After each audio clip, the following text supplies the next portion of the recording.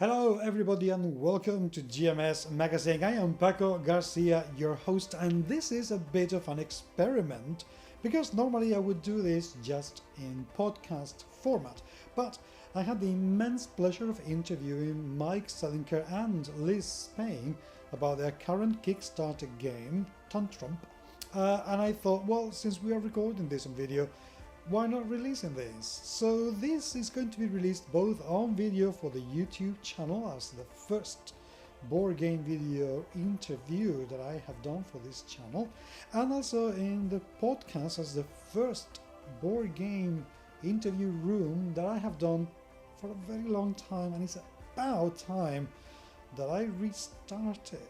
So if you're listening to the podcast and you would like to see the game, by all means do head to the YouTube channel. If you're watching the YouTube channel and you would like to have this and on the go ways to listen to the interviews, do head to our podcast channel. The link is down in the show description, so you can get access to literally hundreds of interviews with people from the role-playing games and board games industry. Now, Tantrump is a protest game. This is a game with a very, very heavy political charge, which I absolutely love. And if you know anything about board games, the name of Mike Selinker should definitely ring a bell, because he's been doing this for ages and I don't think he's ever done a bad game, at least, well, not the ones that I have played.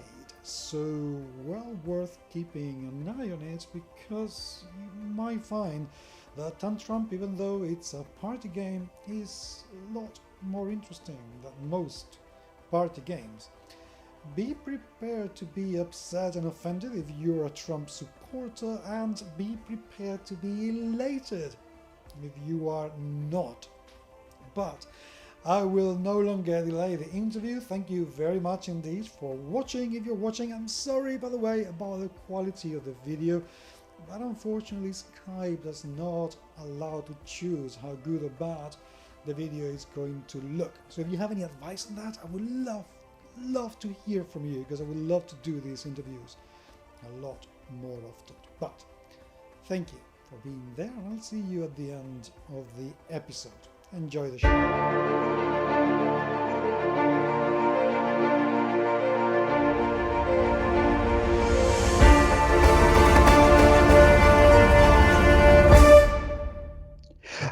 Mike, Liz, welcome to the show. Absolutely a pleasure having you around, even though this is probably the quickest preparation interview I have ever done in my life. How are you two doing? Well, it's a crazy world. We wouldn't be right if we gave you all the time in the world. No, well, you know, I like a challenge, so this is absolutely totally fine. Right now, however, although Liz, I don't have the pleasure of knowing you, but I know you, Mike, from Facebook, and I know how you can talk, but I don't know if you can answer questions, because I have never really spoken to either of you. So yeah, just to get in the swing of things and get a little bit in the mood, I'm going to ask you 5 questions, just so you know what's coming next. So question number 1, tea or coffee? Oh, both. Okay. So the answer used to be coffee for me, but then coffee decided to rebel against me, and so it's only tea from now on. Okay, that's absolutely perfectly acceptable. Probably drank quite a bit more coffee than tea. Yes. Okay. Yeah, I mean, coffee is my treasured jewel of the morning, but I can't have too many, so then I switched to tea. Liz is where you got me on bubble tea now. Yeah. I'm on bubble tea all the time now. Okay. Well, now I know what to get you for Christmas. Now, the mountain or the beach? Oh, the mountain. Oh, absolutely mountains. Yeah, I don't like outside. Okay. I like it. I like it to exist. I don't want it to go away. Okay. Right. We can't really have inside without an outside. Oh, one of my favorite activities is strapping my feet to a piece of wood and hurling myself down a mountain at ridiculous speeds. Yeah, we've had a few. I'm not going in today because I decided to meet at tree moments. Okay. Okay. Cars or motorbikes? Oh, well, I mean, I used to ride a motorcycle a while, but I haven't had one in a very long time. Yeah, I built myself a tiny motorcycle for the tiny apocalypse, but I only ride that for funsies. Tell them what you're driving now. Oh, my current vehicle is a F-350 Super Duty with a diesel engine and a Hemi. Named Megatron. Yeah. Yeah. Okay. I have no idea what means anything before Megatron, but I think Megatron just does it for me. Some people may mistake my truck for a monster truck. Yes. It is not. Yeah. So it's like the motorcycle. Okay, no, but I like the sense of safety that I'm getting from you right away. that's good. It's very utilitarian. I can haul a very large llama trailer. Okay, fantasy or science fiction? Oh wow, no, that's serious business. I mean, well, I mean, like.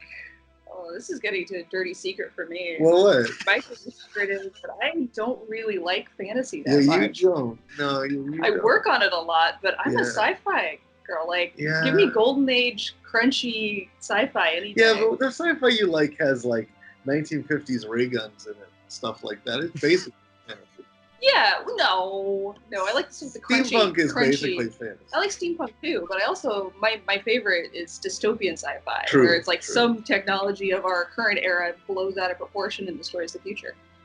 That's fun. Well, that's true. I certainly have a place in my heart for traditional fantasy, but like you can't get me. Like if you say, "Oh, there's a new fantasy movie opening," like you can't get me to go to that.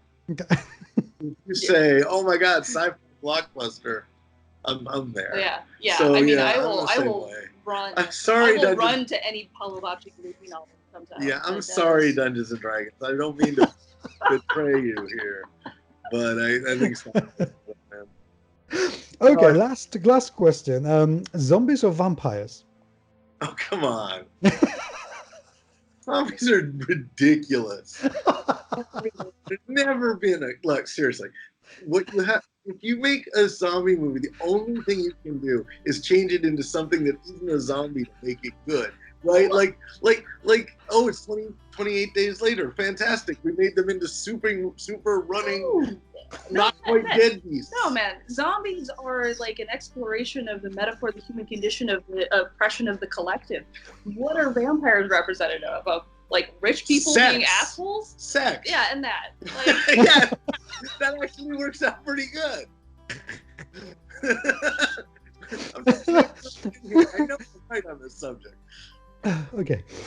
Okay, that was amazing. That was perfect. Absolutely perfect. Right, let's talk about the game that you currently have in Kickstarter. Which the video version of this, I know most people are probably going to get this through the podcast. We're going to move it to the foreground. But if you can't see us, which if you're listening to us, you can't see us. There's a perfectly visual version of it on the Kickstarter page. So. But yes, here. and there's going to be links to that. So I'm sure people will have the chance, even though I would definitely encourage to watch as well as listen. Do two things at the same time if they possibly can. Yeah. This is... It says on the box, regular game. Yeah. Without a doubt, an extremely daring and irreverent game. Because you are not even attempting to hide that this game is a mockery of Donald Trump as a president. The name of the game is Tantrump. Yes. So one of the pieces of feedback, the game will come with this sleeve that disguises its true nature. Yes.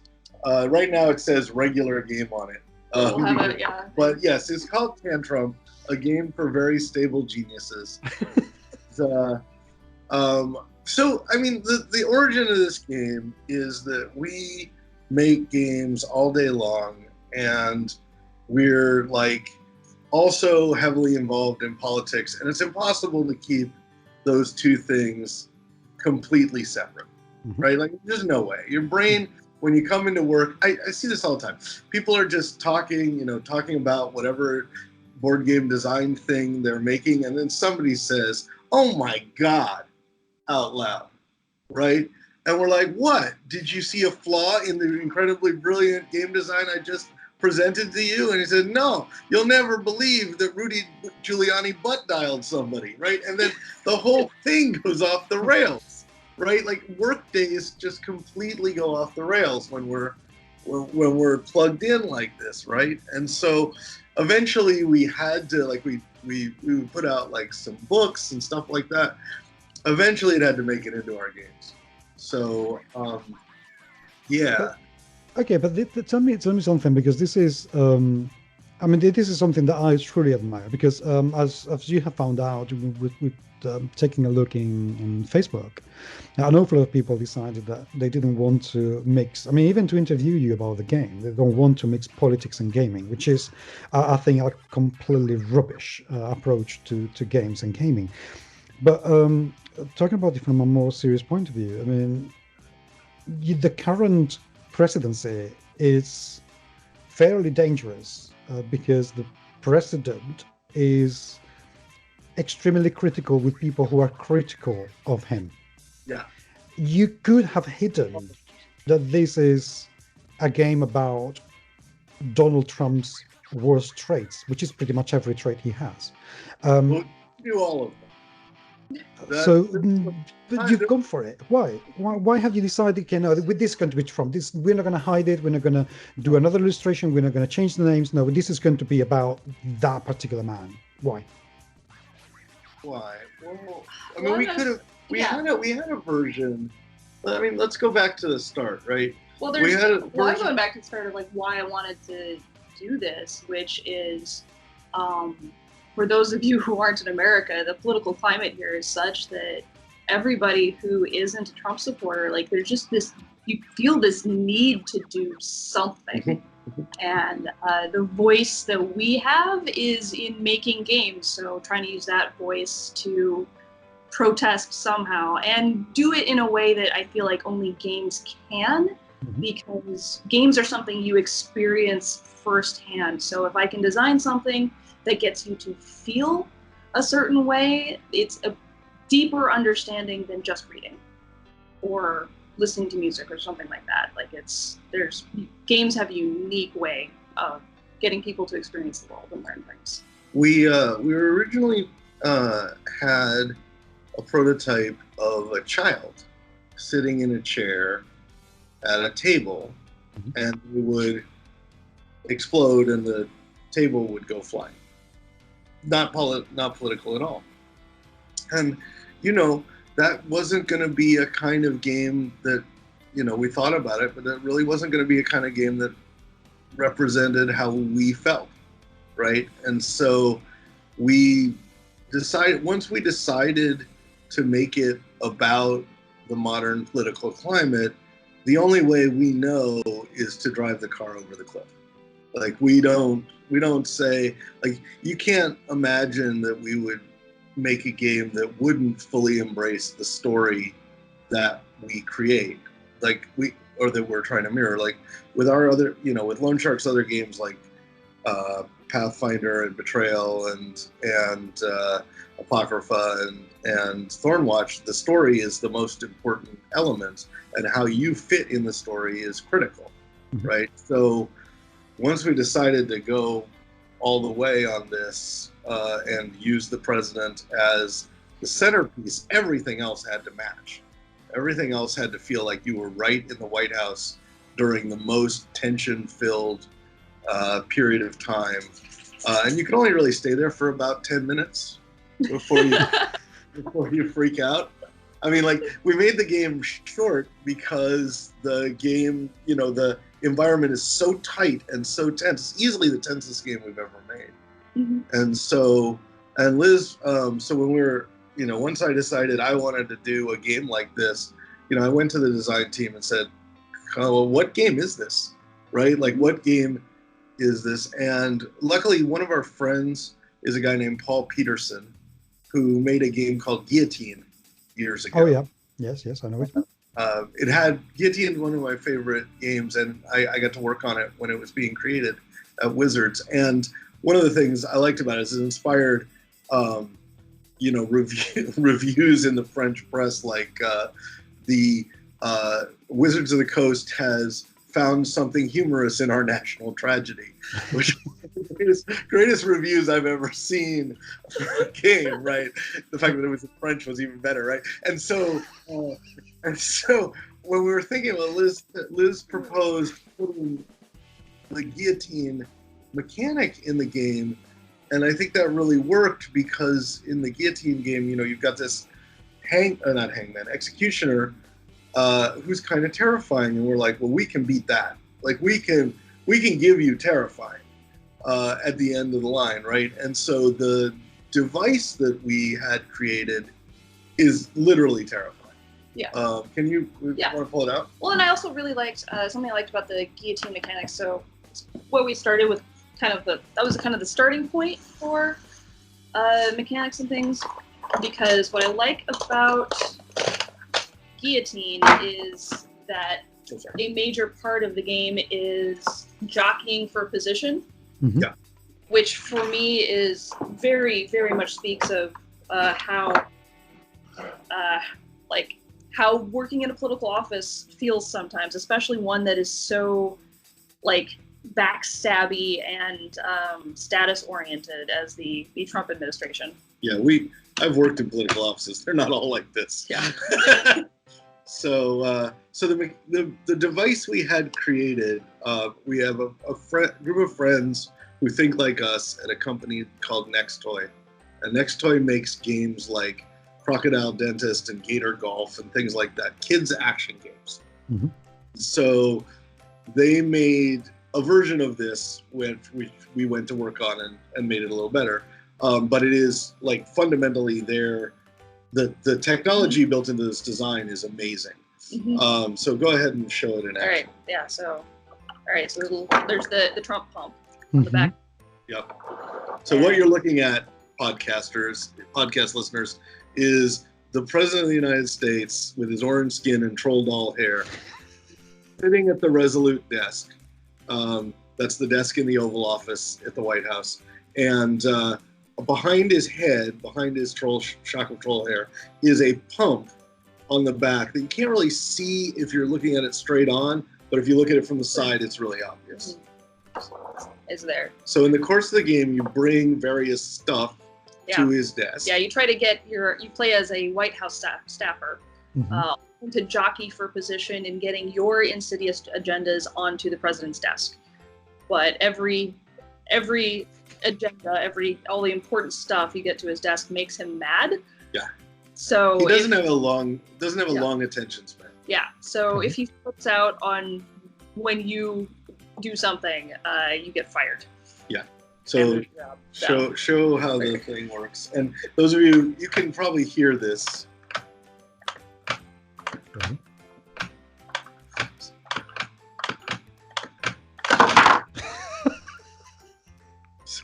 So what has happened here, and I encourage you to go with it, is that the president has stood up, angry, raised his tiny fist, knocked the desk over, and his head is spun around, revealing his angry face. That's the best part. That's the part nobody's quite prepared for.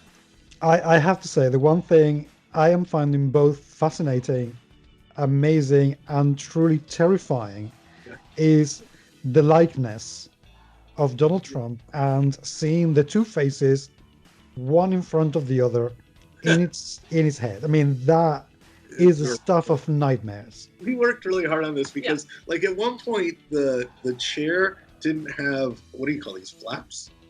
I don't know what you call that. Oh, the wings. A wingback chair. Yeah.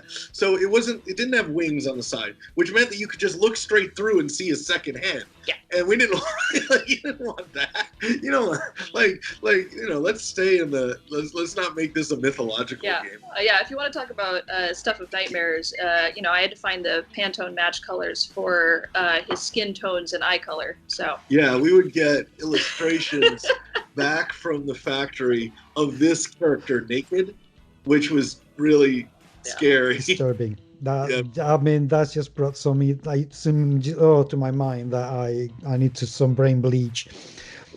Well, Yeah. and the other thing about, the other thing that sort of fit the description was I had to write all the flavor text for the game. Now, we originally thought, okay, what are we going to write about these people? Because all of this White House staffers are real people. They're the Mike Pence and Melania Trump and Kellyanne Conway and all these other reprobates that work in the White House. And so, or live in the White House and leech off the taxpayer time, whatever.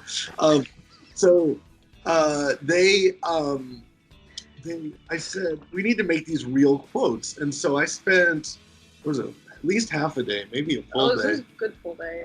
Just reading every word they'd ever said. And yeah, it was horrifying. But I found some amazing gems. They said millions of horrible things, but just like sometimes your brain popped out of your head when you read, when President's spokesperson Sean Spicer called Donald Trump a unicorn riding a unicorn over a rainbow. I just didn't know how to process that. Or that Jeff Sessions, our former Attorney General, said he used to like those guys, the KKK, before he learned they smoked pot. Now I didn't know that, and so yes. You learn all sorts of things working on a game like this. That's what I'm trying to say. Yeah. How have you been able, and this is a genuine question, okay, this may sound funny, but it's not. How have you been able to go through all that data, read all those things, and not become insensely mad, raging angry about that sort of things they have said? What makes you think we didn't? I don't know. You're still laughing. There is something about it, but I'm a former journalist, and I always bought into the idea of the camera as a shield, right? So you go in a war zone and you take pictures. You're not afraid because the camera is documenting it for you. It's not your own personal emotions that are on the line. Now, a little healthy fear is good in a war zone, so there's some difference, and so this was kind of like that, right? It was like we got close. Sometimes it made us a little sick.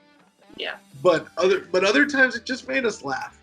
Other times we were just looking at it we're not really doing this, are we? We would just look across the desk from each other or to our coworkers and say, yeah, we're really doing this. All right. Yeah. All right. Yeah. I mean, sometimes a lot of my creative process is fueled by rage. Yeah. So, it's the kind of project that benefits from, because have even more reason to sit here and look at this stuff and read this stuff. But there actually was a point in the project where I kind of broke a little bit. In 3 weeks or more, I had to just completely take a hiatus from any and all news, had to completely unplug, just stop looking at everything, just had to work on other projects. Yeah, I don't know what that means. I don't unplug.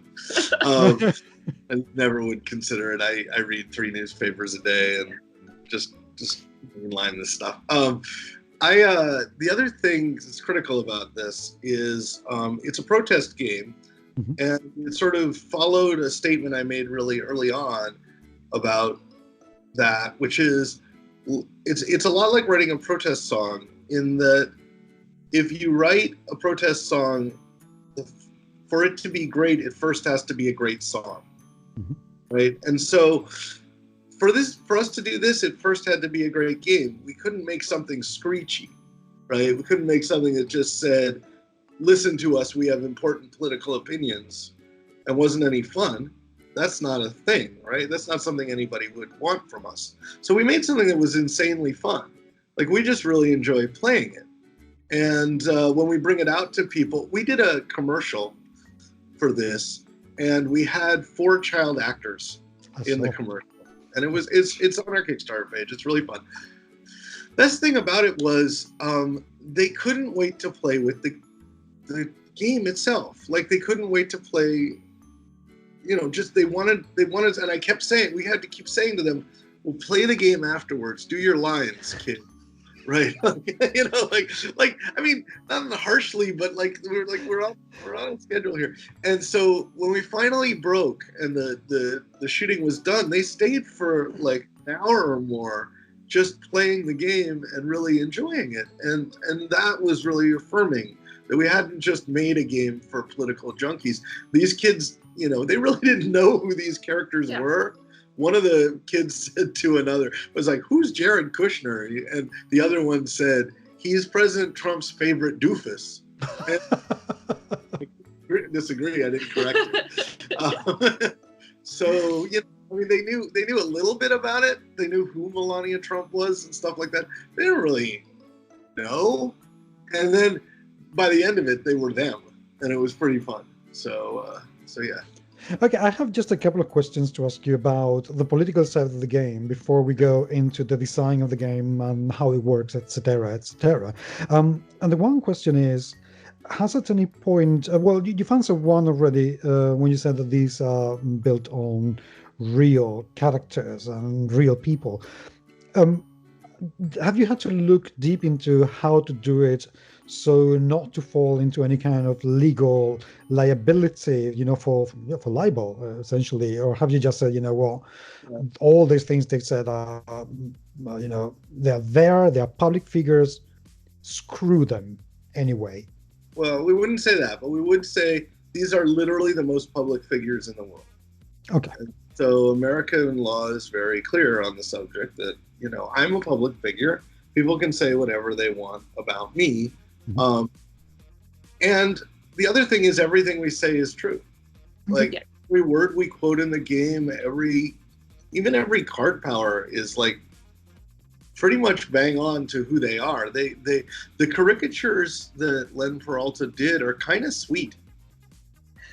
Right? Some of them are very kind. Yeah, yes. they're kind of sweet. I mean, like, they're not monsters. You don't look at them and say, "I don't want to play that." Right? The president himself is a little scary, but Jeff Sessions is adorable. Right? I mean, Jeff Sessions right? As the Keebler, the Keebler elf is adorable. Yeah, I mean, and so we just went. We went, I think, as far as we could. We steered clear of things that weren't political in the game. Like, we didn't make fun of people based on things they did outside the political sphere. That was kind of important to us, right? I mean, we're making fun of them. About as close as we got to that is, Ivanka Trump wears a lot of jewelry and stuff. Well, and she has her own brands, and she uses her office to promote them. Yeah. And so we thought that was okay, but we wouldn't have made fun of Jared Kushner's newspaper. We wouldn't have made fun of, John Kelly as a general. Or things like that, right? We just wanted to make fun of them in their day-to-day job in the White House, and that is completely public, and we feel very confident legally. I mean, although we did include Mike Pence's bunny because he's a good bunny. He's a good bunny. That's probably the most popular card we've made. Yeah. People always want to play the card with the bunny rabbit on it. That's fair enough. And the second question I have about that is, it is fair to say, at least every single Trump supporter I have ever spoken to has turned out to be a pretty unreasonable person. And I know there are a few who are downright dangerous in the way that they look at the presidency, the way that they look at his detractors. Have you ever considered the possible repercussions of what could happen if you had to face one of those people after launching the game? Because they're not going to take it kindly that you post the truth. I mean, I don't know how long it's going to take until somebody says this is a fake game. Well, first off, I quibble with your use of the word one. We'll probably have to quite a few of them. But so we named our company. So Lone Shark Games is a game making company. We make games for everybody, and we've formed a political company called Basket of Adorables because Hillary Clinton said the word basket, the phrase basket of deplorables, and that made people upset. So we wanted to represent the other half, right? The people who are not deplorable. And actually, it's quite a lot more than half. But so we think that there are a lot of Trump supporters who might want this game simply because it sort of reflects the person that they elected, right? They're not going to look. I don't think they'll probably throw away everything made of paper in the game, right? and just keep this on their desk, right? That's fine. There will be some people who put their finger in my chest and say, "You're a bad person," and after I break off their finger, we will come to terms, right? I mean, like we're forceful. We care about our opinions, but we're not willing to fight people about it, right? We're you know, I think people have. I once went to a convention in Texas. It was right after Trump got elected. It was literally like the month after Trump got elected, and I was doing a Q&A for about 700 people or so, and somebody asked me the question, what is our responsibility in these times as game creators, something like that. And I sort of asked the crowd, and this is Texas, which, you know, is a place, it's a red state, and I said, do you people really want to hear what I have to say on this? And they all sort of shouted and cheered, at least the ones I could hear shouting and cheering. There might have been some sitting on their hands. And I said, yeah, well, the president's a sociopath. And the crowd erupted. So when we go to game conventions, we think of them as fairly safe for our opinions. And because what we do is talk in the public space, and they're used to hearing us. Right? I mean, you might disagree. Yeah, I don't know.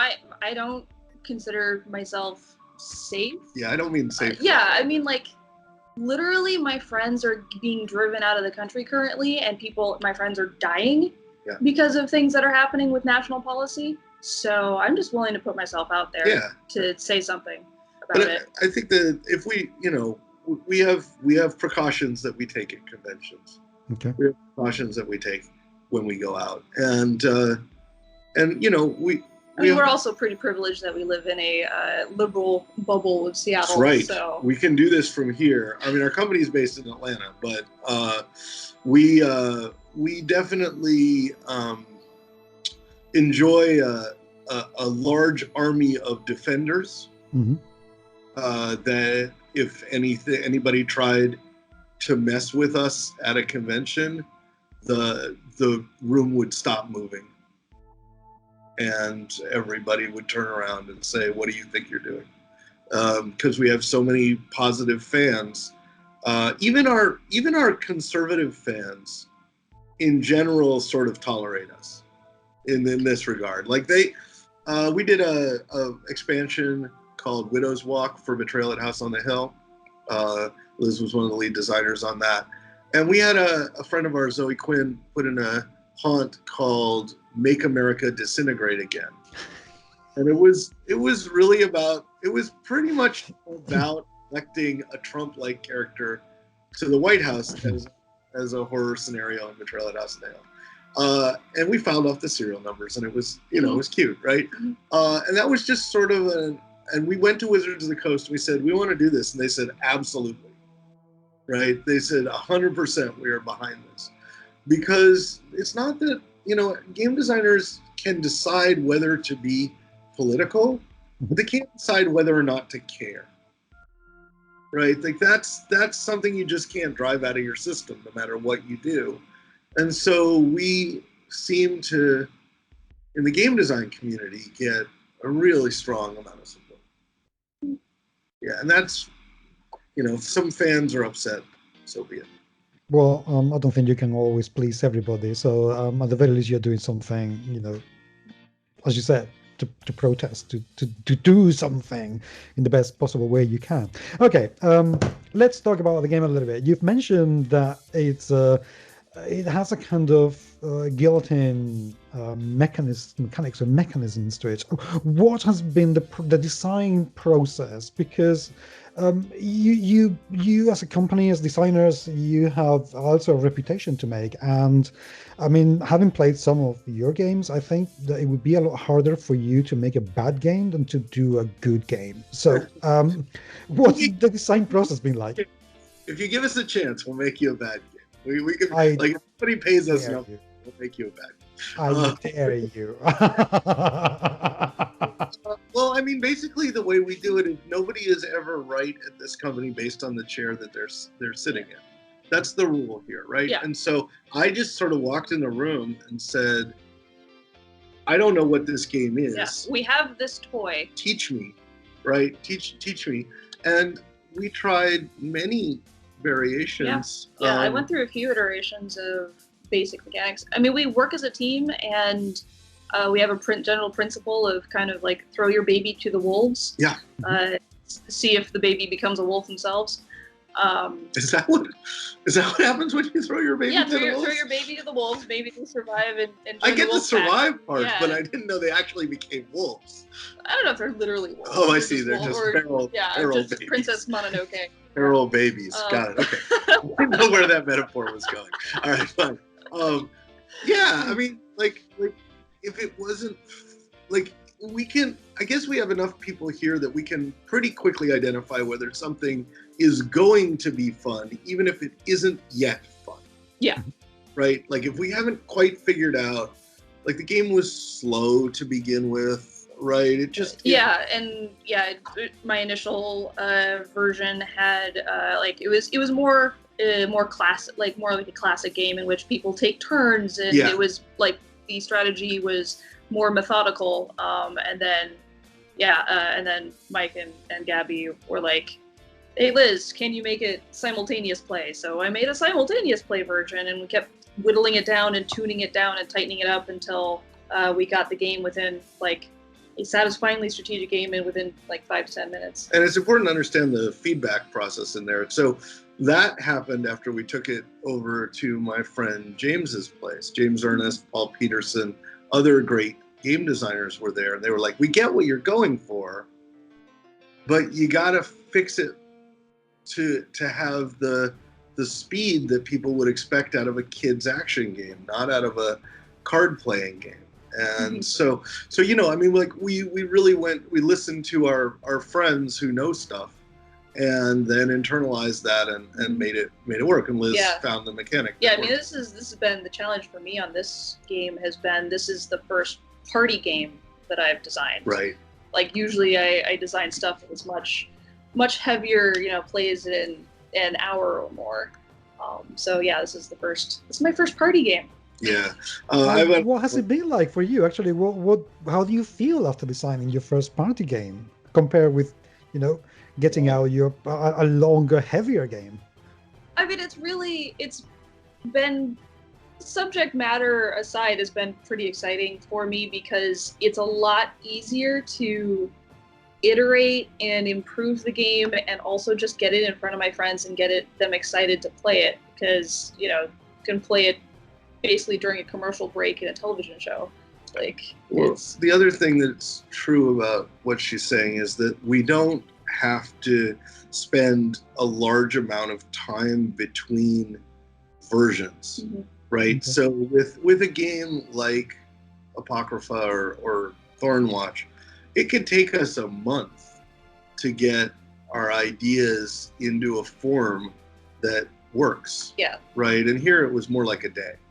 So that helps a lot. I mean, it really does run forward. I think people think of games with fewer rules as easier to make, and I think that's not true. I think that the individual importance of a single rule is so much higher in a game like this that you could spend a lot of time on a single sentence, whereas in a game like Pathfinder, we'll consider the consequences but could debate it for months. Here we're like, this one thing causes the game to be bad, fix it and the game will be good.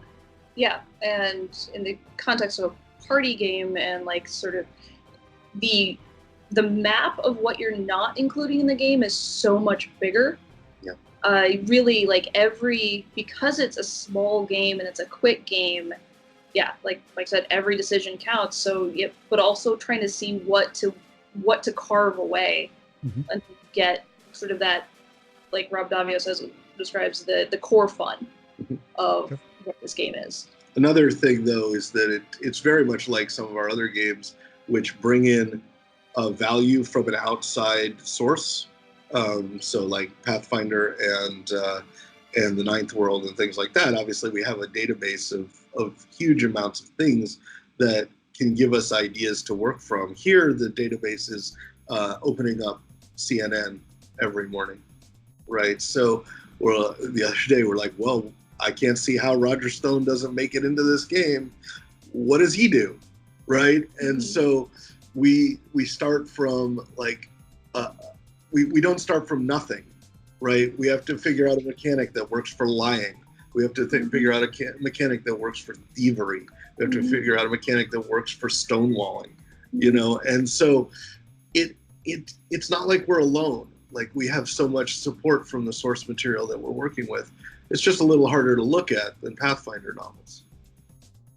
Yeah, and I can imagine there must be some level of difficulty to actually reflect real life and turn it into a game mechanic, because at the end of the day, when you're working on a horror game or a fantasy game, you can do pretty much anything you want to justify whatever is happening in the story of the game. You know, if you want to justify, like in Apocrypha, that something happens to an item or something else, rather than recycle, you bury the card or you discard it or throw it away. You can do many things with it. But when it's about, you know, what you were saying, the thieving, the lying, how do you translate that into a mechanism that actually makes sense and lives up to the reality of the person that you're transferring into the game?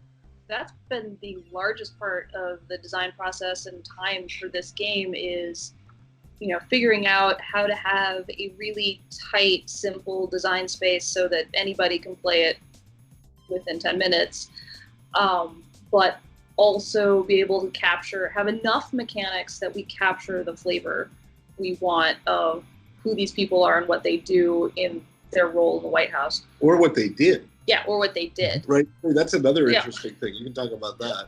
Oh, how many of them been fired? Yeah. So when we started, I mean, we didn't start illustrating this game until July. And in that period of time, 6 of our staffers have disappeared from the way. Yeah, that's right. Yeah, just keeping up politically. Keeping up is hard. This administration has been difficult. But yeah, trying to figure out, like, for a really, really specific example, so Steve Bannon, who's no longer in the White House, but, you know, operator of Breitbart News and things, and so we decided that his sort of grander role is, like, he's very good at making people angry, and that is what he wants to do. So we're like, how do we capture sort of the role of Breitbart News and its effect on the political powers that be in Steve Bannon staffer cards mechanic? And yeah, there are a few versions of that one, but the trick is to just make the president angrier. Yeah, it's just make things seem a little bit worse. Yeah, everything gets a little worse. Everything gets a little bit worse. Everything makes the president a little bit angrier. Yeah. I think the most significant thing is that we want people to be able to bring whatever they're feeling into the game without, you know, ruining people's experience. So people frequently will make jokes in the game that aren't in the game, right? They have enough knowledge of the material that they could come in and start pretending to be these characters in ways that we don't actually tell them to be. Like, it's not like we have to write down a big bio on some of these people, right? They just come in and they're like, oh, okay, I'm an evil Treasury Secretary. Got that. I know what to do now. Give me that and that and that.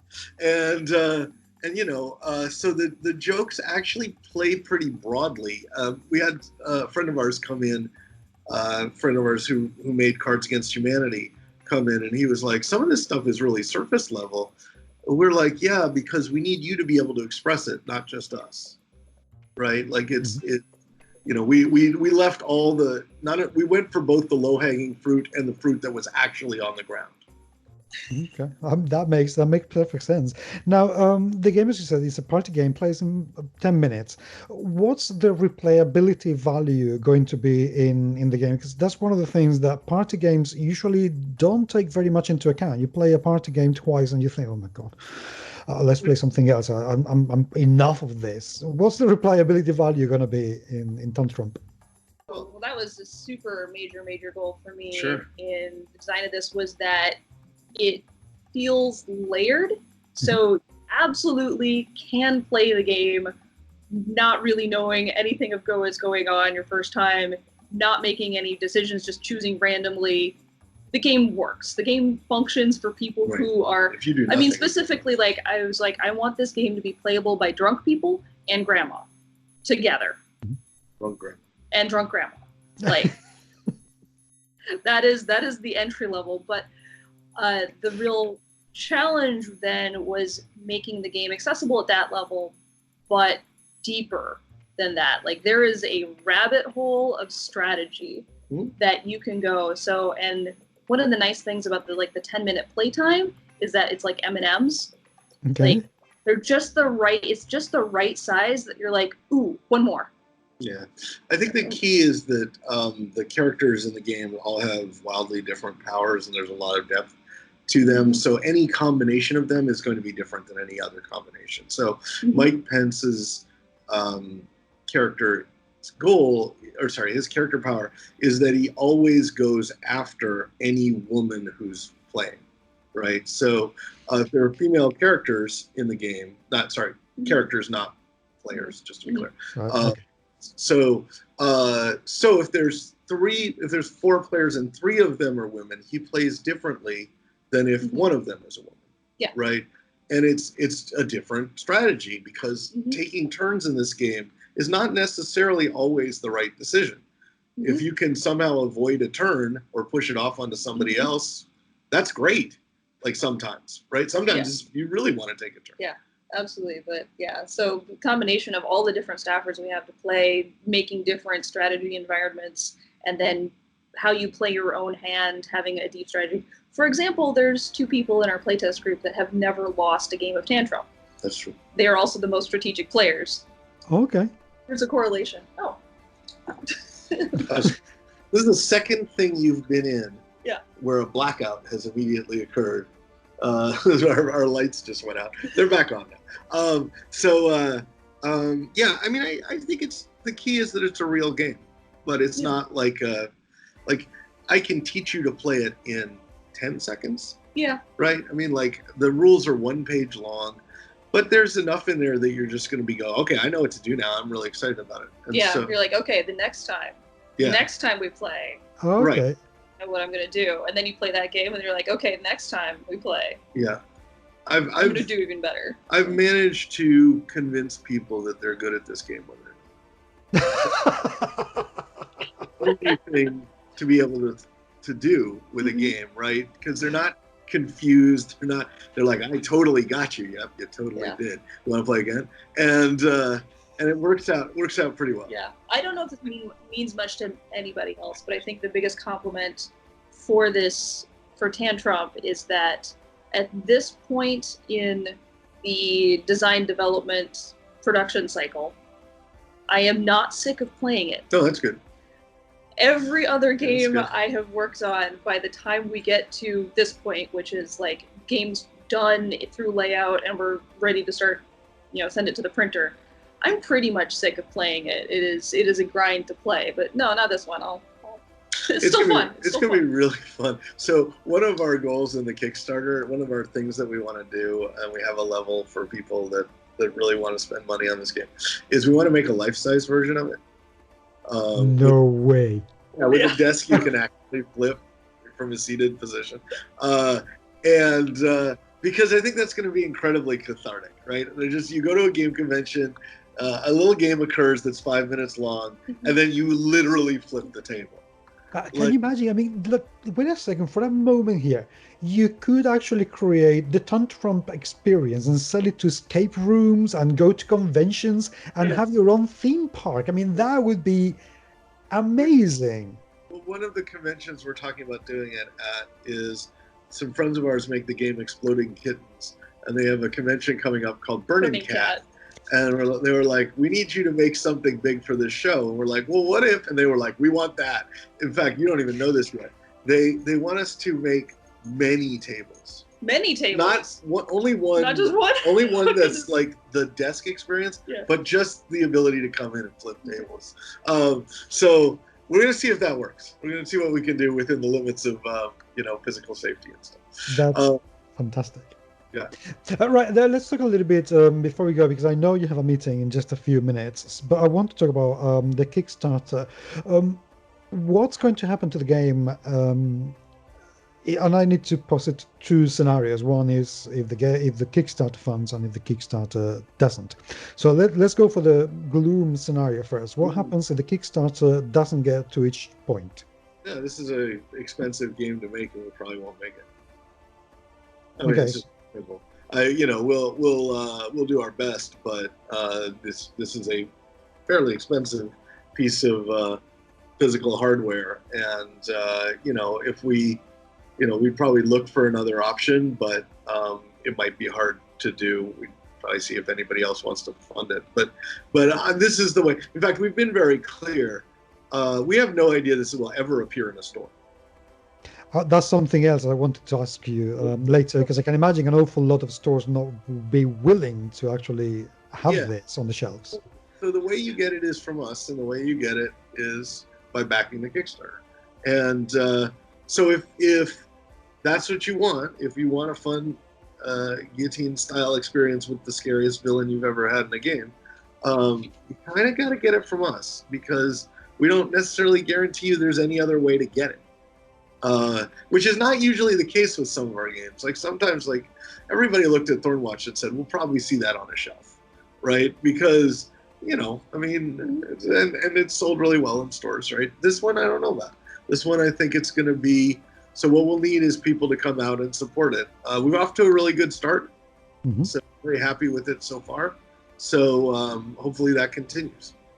And what happens if it actually succeeds? I mean, are you planning to, because considering the rate at which people are coming and going and the things that are happening right now in the White House, I mean, out of the top of my head, I could give you like 10 expansions, and then there would be Tantrump re-election if that, God forbid, ever happens to come. Exactly. I know. Sorry, I don't want to jinx it. we don't. So we're actually in a great position, right?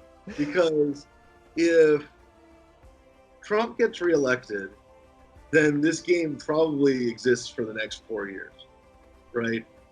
And it becomes the sort of rallying cry, as us up on the battlements, as we keep making stuff for it, right?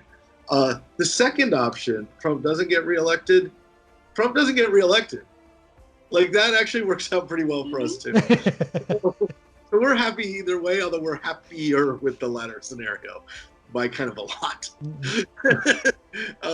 So yeah, I think the key with it is that we think it's pretty cool. Like once Trump is actually gone, then this just becomes another, boss monster from a game, right? It just becomes a thing. You're like, okay, let's go up against him again. Oh, I can't believe, whatever.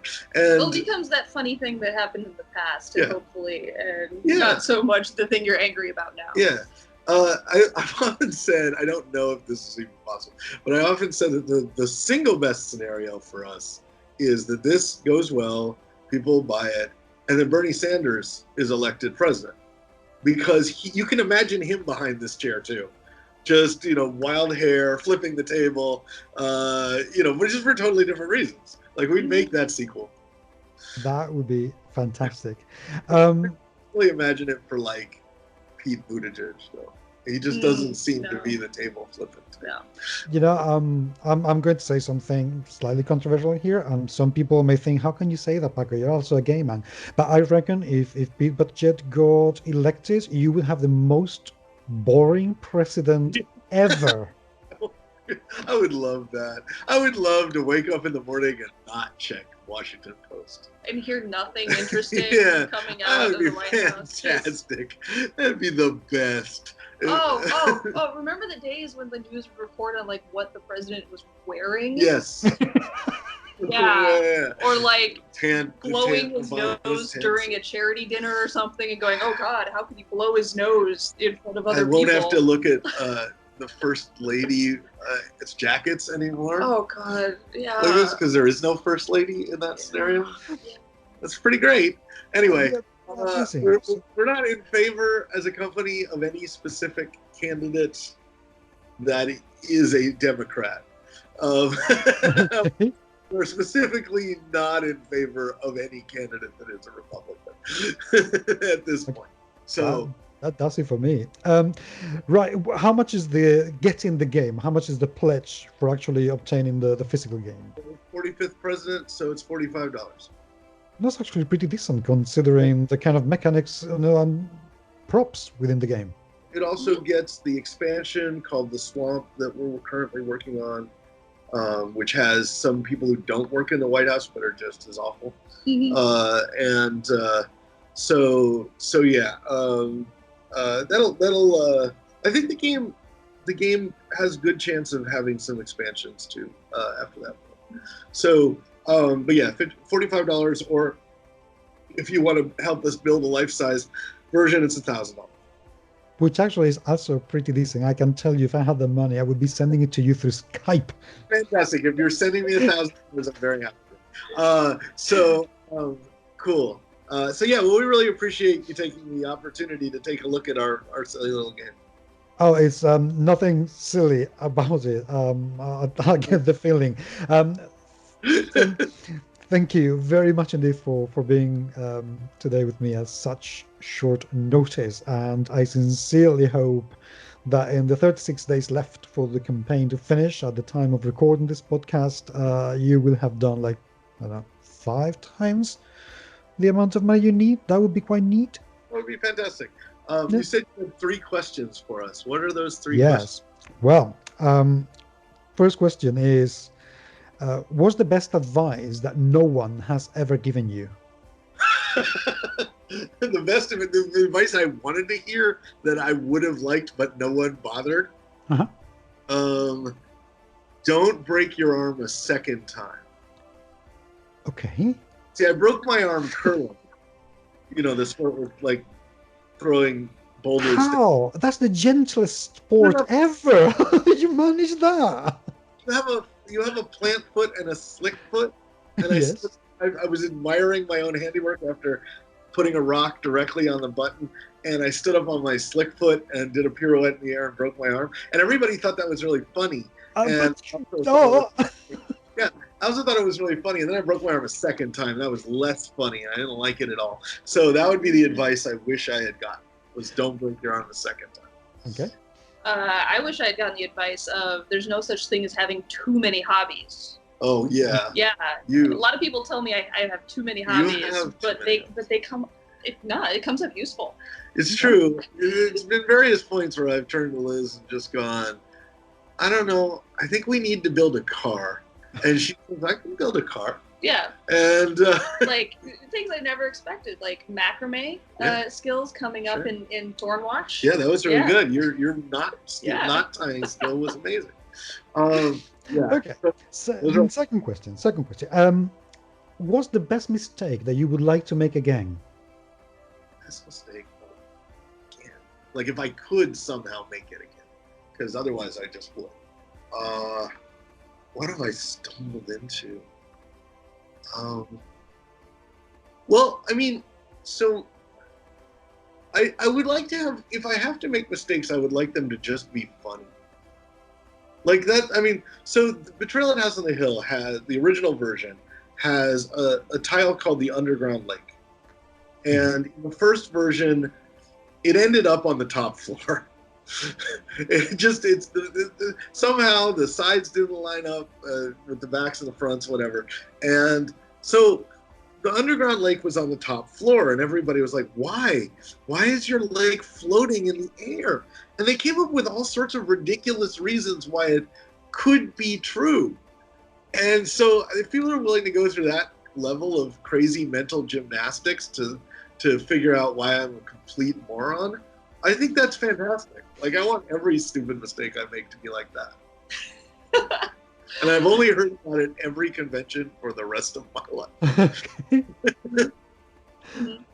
you have one? Yeah. I think my favorite stupid mistakes is in deciding to like run immersive games and LARPs and things. Like, it always ends up way more work, way more money, and just like absolutely burn myself out at both ends doing it. But yeah, it's a fun mistake. No one has ever said, God, I am so happy I invested in a LARP. Right? I invested my cash in a LARP. Have they ever done that? Has anyone ever said that? It was like, yeah, it's expensive, but sure, it was fun. Yeah. Or I'm sure glad that I reserved just only that amount of time to work on my LARP. Like, no one ever said, as far as I know. Okay, and third and last question. Imagine that you have a time machine and you can go back in time and you meet your 10-year-old self. And you say to your 10-year-old self, do not do this. What is this? Not do this. You tell your 10-year-old self. Weird. I don't know. I mean, I sort of stumbled through everything completely blind, and everything sort of turned out okay. I mean, what did I do wrong?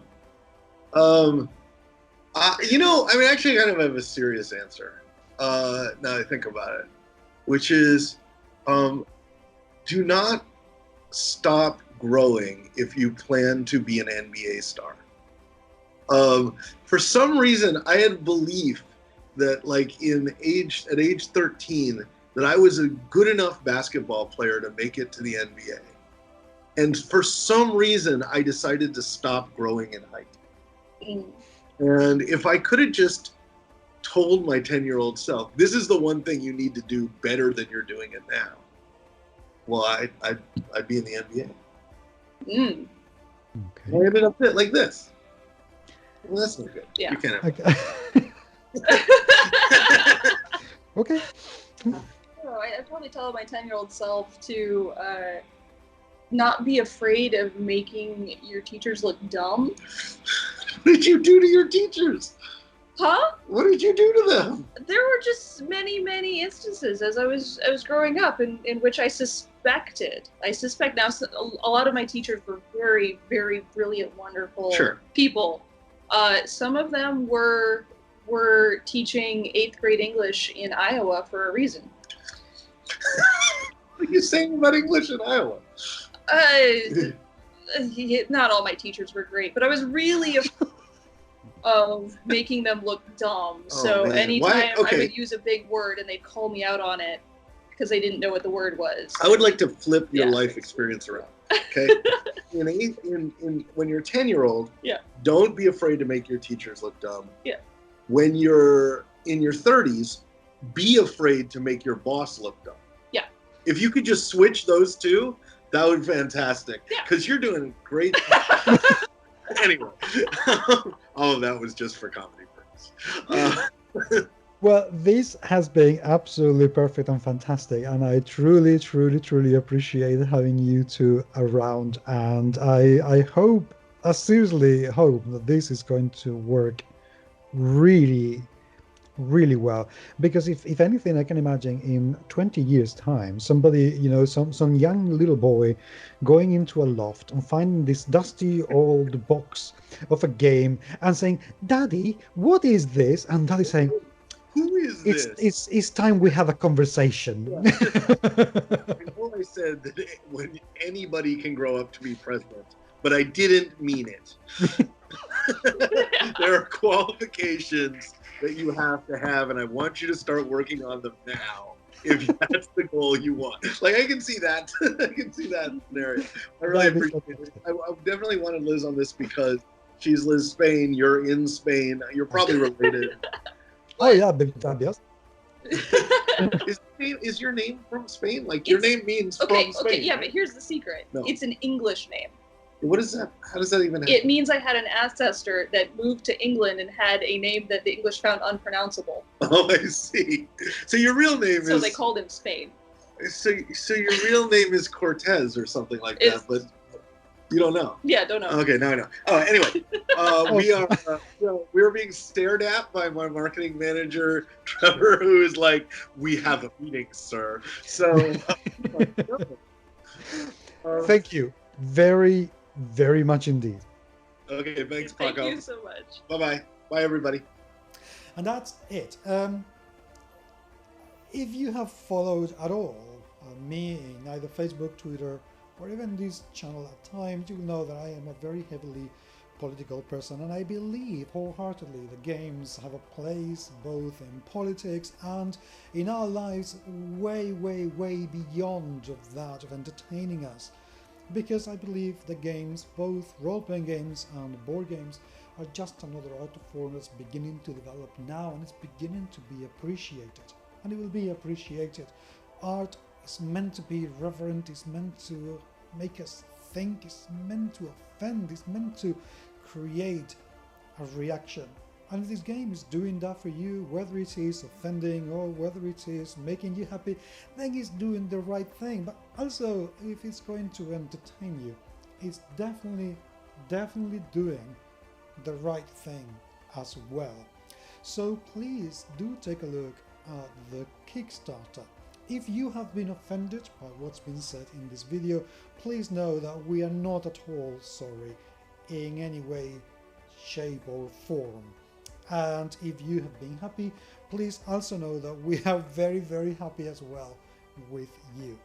Please do remember to subscribe to the channel, leave the comments down there because we love to hear what you have to say and engage in conversation with you.